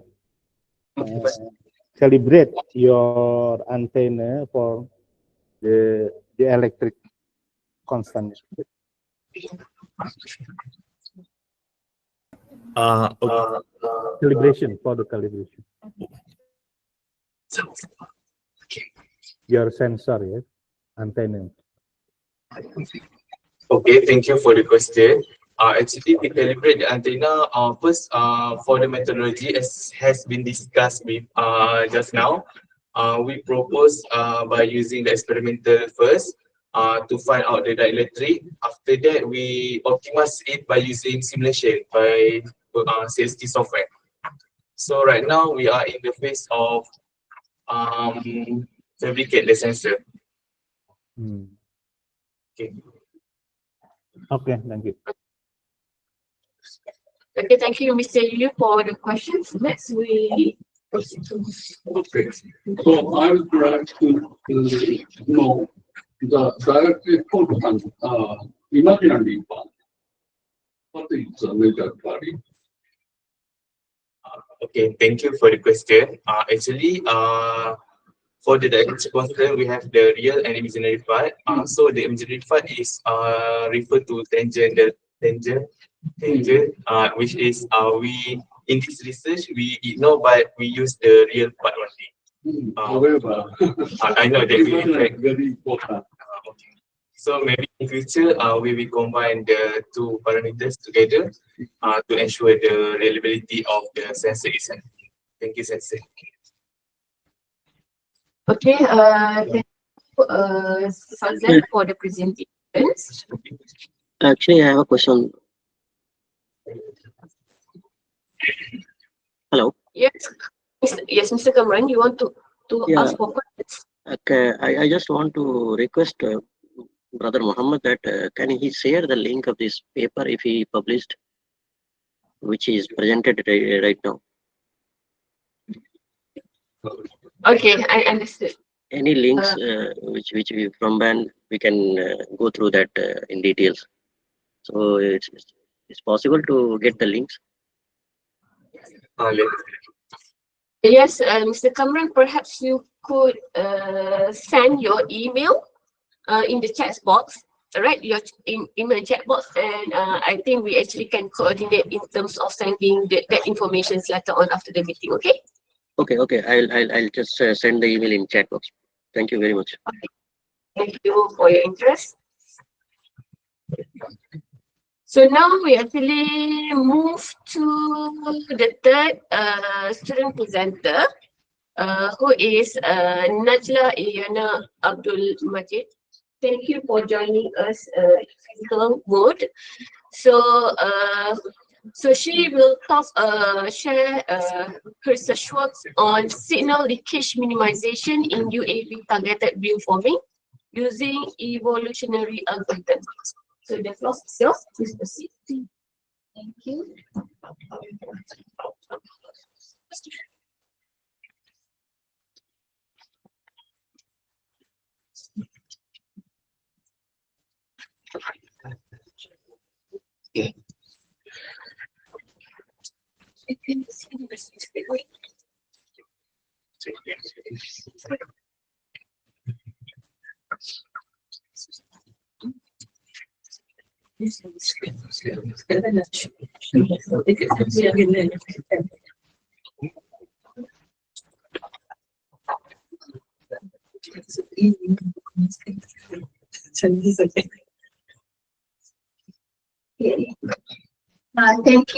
Thank you for moderator for the dedication. My name is Nazra Ilada. I'm from UPM. Oh, sorry. It's okay.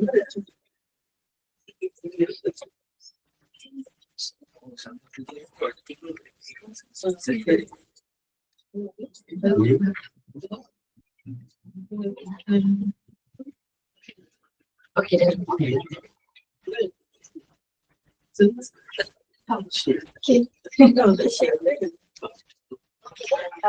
Right. Okay. I'm the introduction of Dr. Nick Bodini from Communication and Network System Group from UPM. Okay, my title is Signal Leakage Minimization in UAV Targeted Beamforming using Evolutionary Algorithms. And this topic we focus on wireless sensor network. This is the presentation outline which consists of introduction, proposed technique which is minimization of signal leakage, simulation results, and conclusion.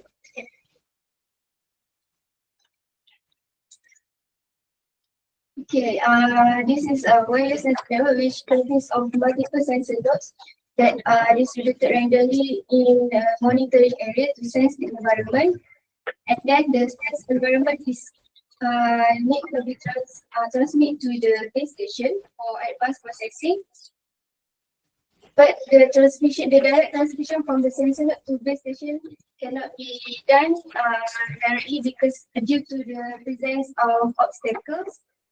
So, since the sensor node are equipped with antenna, so they can form a virtual antenna array and share the same signal, which produce a collaborative beamforming (CB) that transmit the data to the UAV directly, and then UAV can transmit to the base station. And the collaborative beamforming is actually a radiation pattern that can be seen in azimuth and elevation angle, and it consists of intended gain and unintended gain. The intended gain is the radiation pattern that are directed towards the desired UAV, and unintended gain is the radiation pattern that are lead in other direction. Okay. However, the irregular position of nodes that form the virtual antenna array (VAA) increase the unintended gain, which increase the interference. So for the research gap, they propose selection of nodes based on linear antenna array and serial antenna array, and they optimize the excitation current of selected nodes using meta-heuristic algorithms. However, still struggles with the trade-off between intended gain and unintended gain. So in this study, we propose a signal leakage minimization where we select nodes based on linear antenna array, and we propose a new objective function to minimize the signal leakage of collaborative beamforming, and we optimize the excitation current of selected nodes using meta-heuristic algorithms to minimize the signal leakage. And this is the linear antenna array that is used to guide the selection of sensor node in wireless sensor network, and this is the array factor that is used to calculate the intended gain and unintended gain of the collaborative beamforming. And IN, this one is the is the excitation current that will be optimized using meta-heuristic algorithm. Okay, and for the proposed signal leakage minimization, it consists of 4 stages, which stage 1 is the network initialization. Stage 2 is the virtual antenna array formation, where we select node based on linear antenna array. Stage 3 is the excitation current optimization, where we propose a new objective function to minimize the signal leakage. And then we optimize the excitation current using meta-heuristic algorithm. And stage 4 is the forming of collaborative beamforming. First, for stage 1, we initialize the network.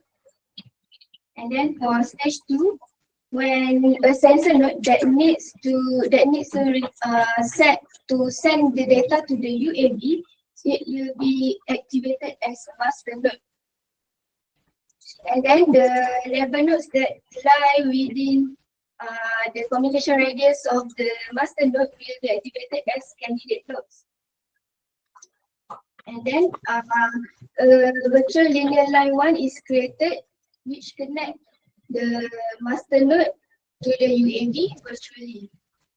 And then a linear antenna array is calculated, the location of linear antenna array is calculated and mapped onto the wireless sensor network virtually along y-axis. And then we select, based on the location of linear antenna array, we select the optimal nodes to form the virtual antenna array, where the selection of nodes is based on the nearest distance to LAA. And then we can see that there is location difference between the LAA nodes, the orange one and the green one, which is the selected nodes. So the difference, for the selected nodes, they have excitation current which are equal. Okay, so this is the radiation pattern of LAA nodes. And then due to the location difference, the radiation pattern of the selected nodes has high side lobe, which increase the unintended gain. Okay, so the high side lobe increase the signal leakage. Okay, we use the meta-heuristic algorithm to optimize the excitation current, where firstly the meta-heuristic algorithm will initialize the population, where this one they have population, set of population until M. Okay, and then in each population they have the number of variable which is the excitation current. For example, we have 10 nodes, so we will have 10 excitation current. So 10 excitation current will be in each population. So the value are different for each population. Okay, so you can see that for the excitation current will be not the same. The value are not same. And then we calculate the cost function for each population based on the new objective function, where we want to minimize the signal leakage, which is the ratio between the unintended gain and intended gain. And then go to population update and repeat cost evaluation and population update. And for the different algorithm, we will have different population update. And then the iteration, the algorithm will repeat, and then it will stop until the determination condition met, which is the maximum iteration that we will set during the simulation. And then it will give the output of optimal distance that fulfill the new objective function. So for example, like this, we have a set of which is excitation current, the optimal one. Okay. And then this is the radiation center for the selected node, which is before the optimization, and we will have the after the optimization, the method will have small lower side lobe. So it means that it reduces the signal leakage. And then in this study, we deploy 3 algorithms, a meta-heuristic algorithms, which are imperialist cognitive algorithm, IPA, backtracking search algorithm, BSA, and genetic algorithm, GA, to search the optimal excitation current. Okay, and then for stage 3, once the sensor nodes form the virtual antenna array, and they can perform the collaborative beamforming that transmit the data to the UAV. For the simulation result, in this simulation, we choose 10 and 20 sensor nodes for the experiment, and we set the operating frequency for each sensor node at 150 megahertz. And we optimize the excitation current using ICA, BSA, and GA, and we compare the beam pattern obtained by the algorithms, and then we evaluate the signal leakage, where we assess the percentage of signal leakage. Okay, for the radiation pattern, this is the radiation pattern that is obtained by ICA and is compared with the non-optimized CB nodes for 10 CB nodes, and this is for GA and BSA, and this is for 20 CB nodes optimized by ICA, GA, and ICA, GA, and BSA. Okay, this is the results for the transmission signal leakage obtained by different algorithms, and this is the percentage improvement when we compare with the non-optimized, and we can get that all algorithms manage to reduce the signal leakage, while ICA excels in optimizing beamforming for smaller configurations, and DSA match ICA performance in smaller configuration, and GA provides equal improvement in large configuration. And this is the optimized excitation current for 10 and 20 CB nodes using ICA, BSA, and GA. And for the conclusion, we managed to develop a strategy to reduce the signal leakage of collaborative beamforming, and we deploy ICA, BSA, and GA to optimize the excitation current and successfully reduce the signal leakage through optimization up to 3.44%. Thank you. Okay, thank you, Najla, for the presentations. Is there any questions from the audience? Najla, since this involves optimizations and the genetic algorithm and few other algorithms, how are you aware of that before you take this project? Do you have experience doing that before, or this is something new? Actually, my research work for PhD is involved in the meta-heuristic algorithm for optimization. So this is the SEM platform. So focus on the reducing of CB. So you have no problem with the optimizations method? This way, with me. So maybe difficult for the first time when you take this project. Yeah. Can you share experience how you cope with that? Okay, actually, okay, the algorithms actually we obtain from the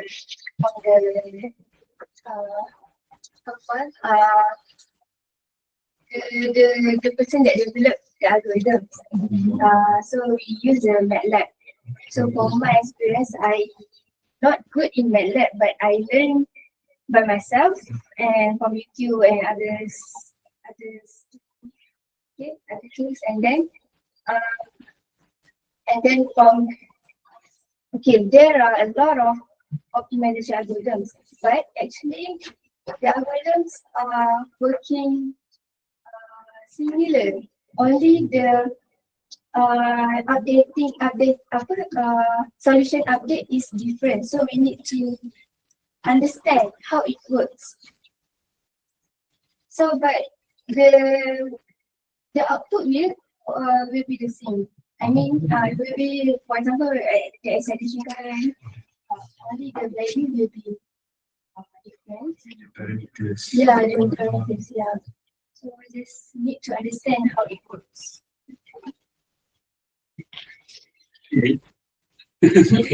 One suggestion. So your trial method, try and error.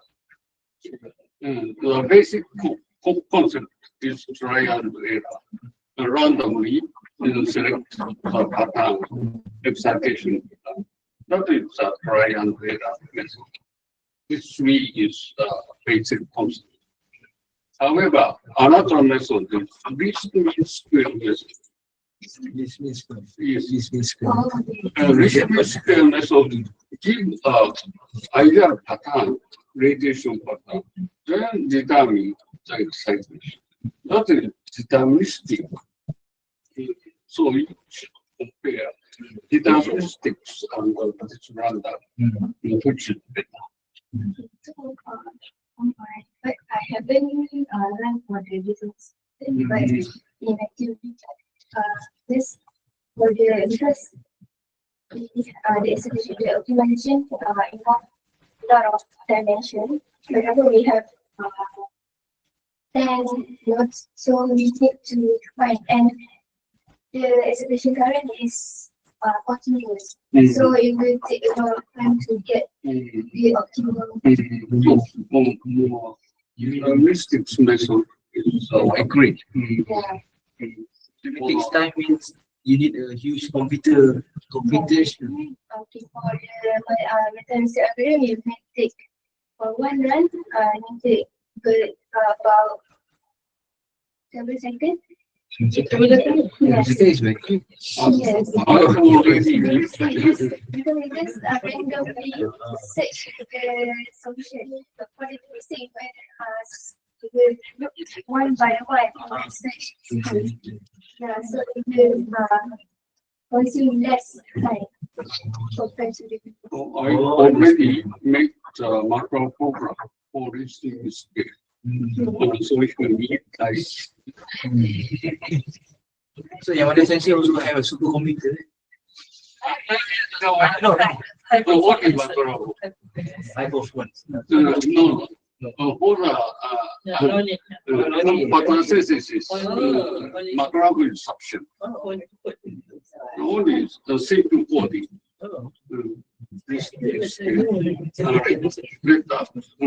You try that and then update Yamada Sensei. What is the difference between those three with his Sensei method? I can talk to Dini. Integration. Yes, great. It's good. Okay. So so basically now, thank you, Najla, for very appropriate information to us. Okay, so basically now we'll move to the last last but not least. Okay, Dr. Nur Shafika Ishaq. So basically, she is currently with Comrade Technology and will talk about better effect on terahertz propagation case study on heated film in band. Yes, please proceed.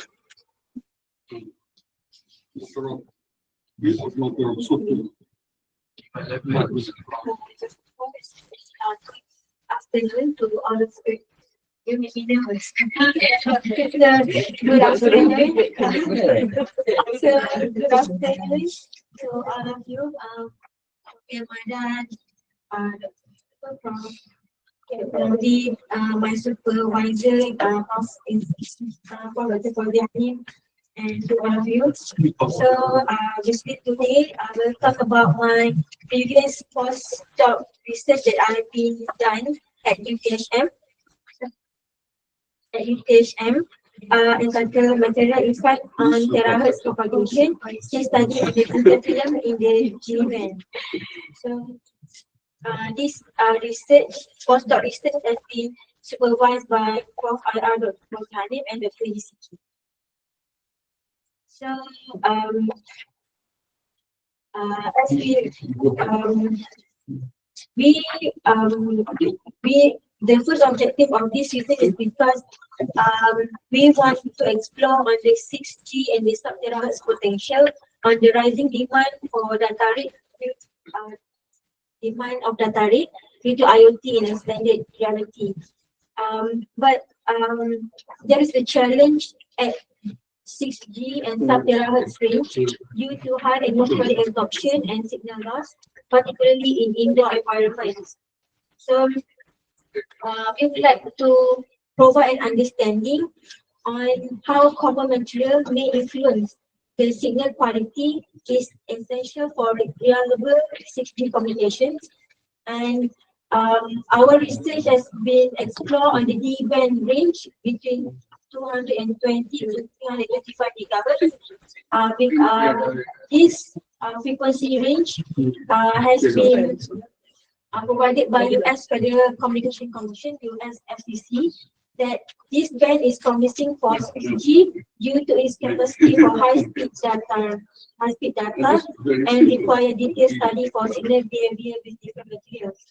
So our research focus for this research is tinted film effect on the terahertz signal, and we are studying the effect of the transmittance to assess the feasibility in the real world scenario. So because of the high speed of 6G communication, we would like to, these are the motivation of our research is because terahertz can enable high speed 6G communication, but due to its limited deployment, such as at terahertz rate, there is high absorption loss, and because of that, we would like to explore the major effects on the terahertz inequality. So the research objective on this research is to characterize the transmission loss in G-band, and then to assess the effect of material moisture level on the signal absorption. So the experimental setup is operate between 150 to 350. Basically, we focus on the G-band 220 to 325 gigahertz, and we are measuring using terahertz spectroscopy at UTH and Pago. Terahertz spectroscopy can measure the optical parameter like absorption coefficient and refractive index, and it connected with the femtosecond laser with 100 nanometer wavelength, and inside the terahertz spectroscopy there is a photoconductive antenna as transmitter. Terahertz emitter and detector is put inside the emitter and detector of terahertz spectroscopy, as you can see on the ring, yellow ring. Number 1 and number 2 is this is terahertz detector, and the emitter and this terahertz detector. Inside this has a photoconductive antenna built inside. So this is the sample holder. So basically, terahertz spectroscopy is using light source inside this one and converted into terahertz signal. So our sample setup is we are focusing only on the single layer reflective tinted film, normal tinted film, not yet ceramic or hybrid or coating or nano tinted film. We are focusing on the simple reflective tinted film with thickness of 0.4 millimeter and with a different intensity between 0 to 100% of tinted film. And as I said, that we are placing our tinted film in the sample holder, and we measure the transmission and absorption of the terahertz signal. So from the result, we say that 0 to 95% of tinted film is penetrable on the terahertz signals. Only shading effectiveness only increase up to 1 to 3 dB compared to clear glass. But at 100% of tinted film, severe attenuation is observed, as you can see on the blue star here. 100% of tinted film have severe attenuation. And we try replicate with double layer of normal tinted film. Also the same, no major difference from a single layer for 0 to 95%, except at 100% tinted, same transmission is further reduced from this. So we can say the implication of tinted film towards the terahertz signals is tinted film act as a frequency selective barrier.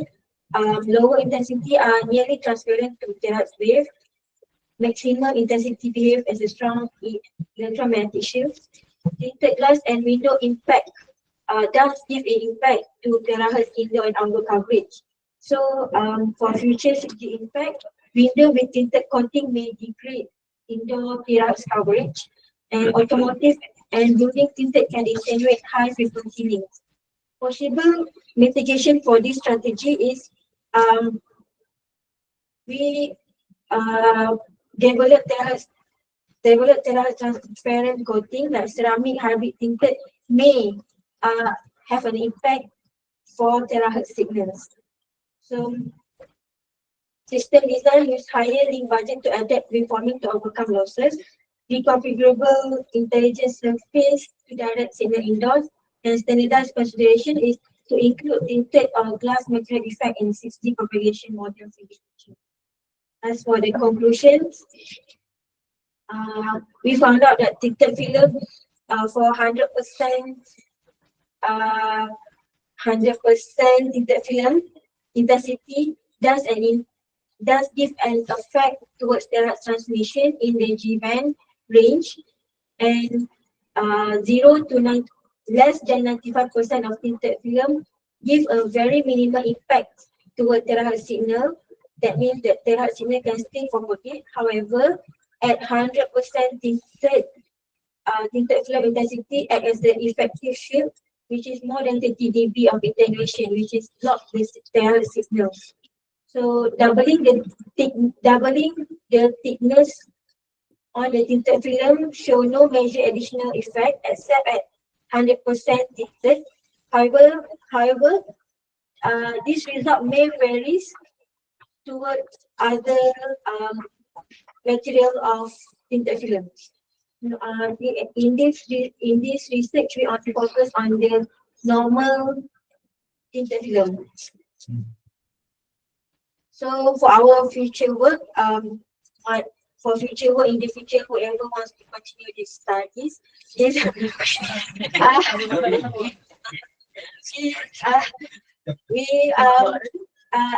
interesting to investigate different tinted materials, which is there's a lot of different tinted materials in the market: ceramic, carbon, hybrid, and metallics. So extend the study beyond G band up to 1 terahertz, and we would like to explore real-world applications on the 6G communication through coated windows, EMC shielding design in building and vehicle, and also in the automotive and aerospace terahertz integration. I think that's all from me.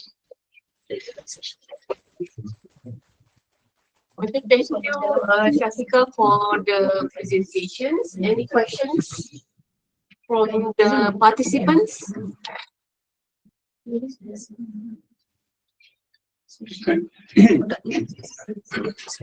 May I ask? Yes, your presentation is Thank proceed. you very much for the presentation. So in this measurement, you might have attenuation. Yes. The phase can measure. Okay. Phase difference.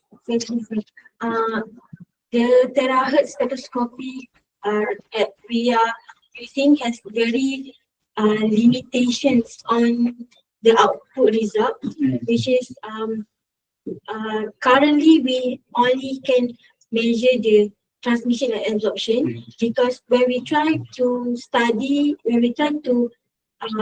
export the refractive index or other result, it shows us not accurate. in terms of the phase and reflective value. So we need to explore again with the terahertz spectroscope.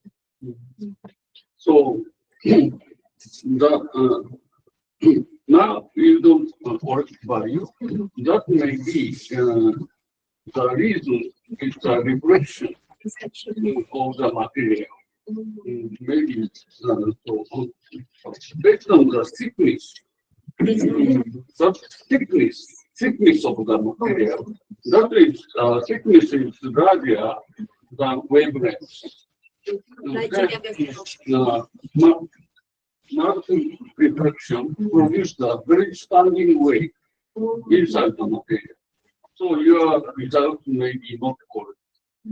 So to escape more accurately, you put the marking layer both sides. Then you can reduce the reflection. So I expect your measurement result more accurate. So if you measure amplitude, transmission amplitude, and phase, then we can evaluate the electric current. So this method can be applied to measure the constant. That is very useful. So I expect more advanced. And I recommend one more. Your measurement system should be evaluated by simulation. So from simulation, you can understand what is happening actually. Okay? And some improving methods attached to or many ideas can be obtained. Thank you for the answer.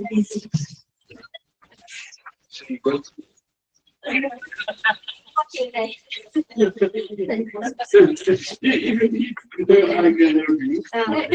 we can NMG. Okay, so with that, so we actually already come towards the end of the program. So I'd like to take a moment to recognize and appreciate the valuable contributions of our speakers and student presenter and also industry speakers. So now for a token of appreciation ceremony. So I would like to call Dr. Camilia, Assistant Professor Dr. Camilia, accompanied by Yamane Sensei, to come to this side. Is it possible?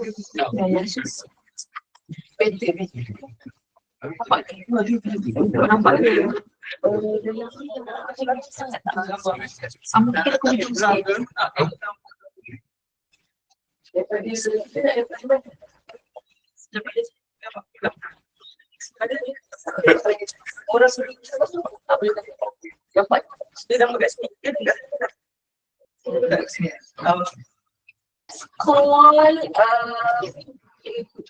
our first speaker, Associate Dr. Shaka Zakir.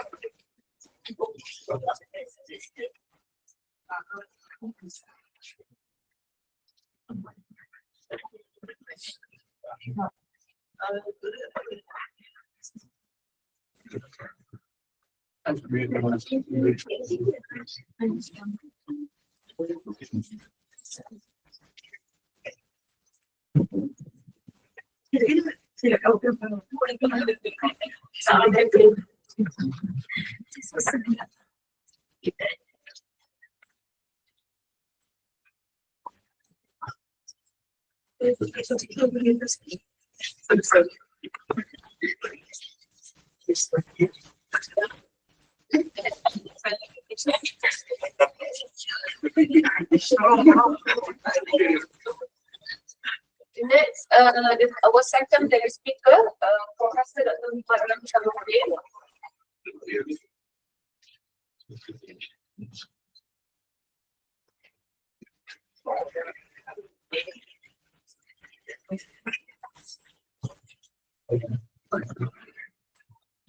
Okay, our third presenter, Mr. Hamza. Hamza is actually online. So basically, we will hand over your form and certificate to the colleague later on. So next, our next student presenter, Mr. Muhammad Shazza Abdul Qadar.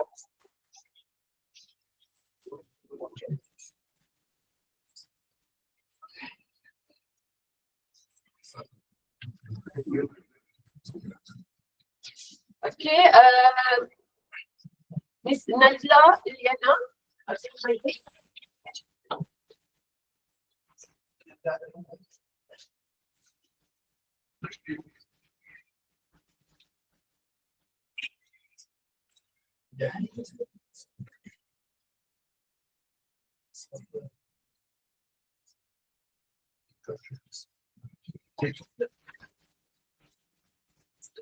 Okay, but last not least, Dr. Nur Shafiqa.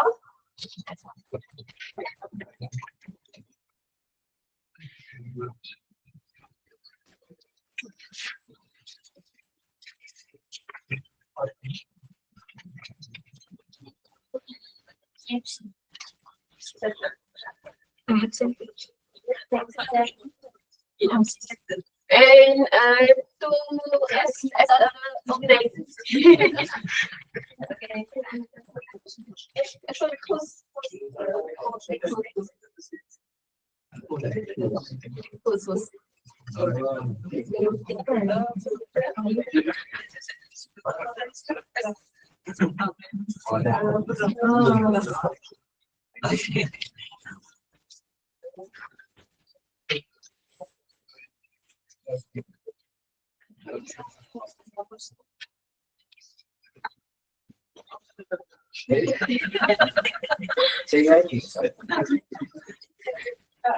Okay. And actually, we also have like one final announcement on the. Sorry, we should announce this earlier, basically. But we look forward for all the participants to join our next FP Technical Meeting Series 4. It's a joint session with Telkom University Malaysia, Indonesia. So on the 22nd of September. So we still call for a research presenter, and you can actually send scan the QR code for the registration. Then we actually can provide the meeting link later on.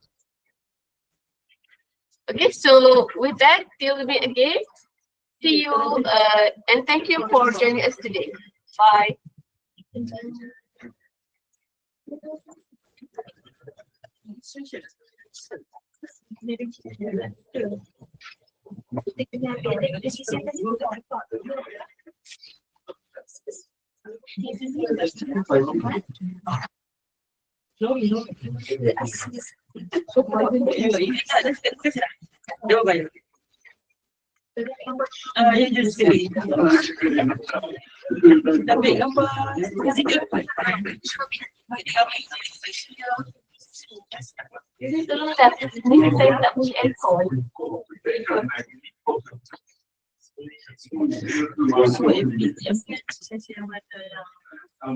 Yeah.